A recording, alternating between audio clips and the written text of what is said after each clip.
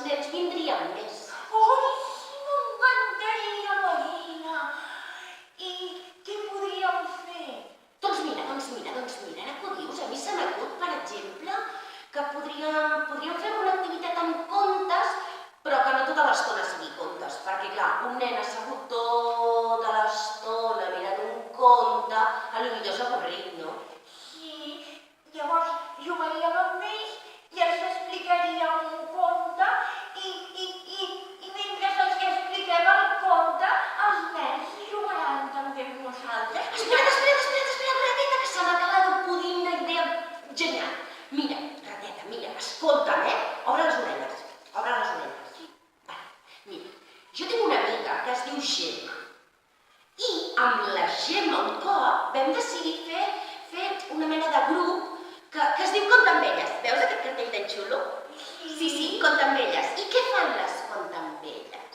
Les Conta amb elles primer fan una activitat física, que pot ser córrer, o pot ser jugar al mocador, o pot ser jugar a fer tir-amagar, o pot ser, milers d'activitats físiques perquè els nens saltin, i juguin, i ballin, i no estiguin tota l'estona apalancats. Que guai!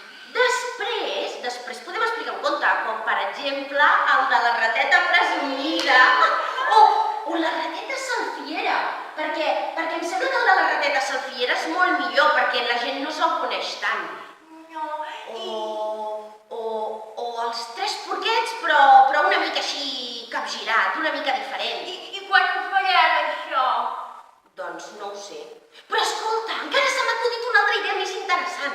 I si a més de fer el conte i abans d'haver fet exercici i tot el rotllo, si després del conte féssim alguna activitat com pintar o com jugar amb boletes o pintar la cara als nens, rateta.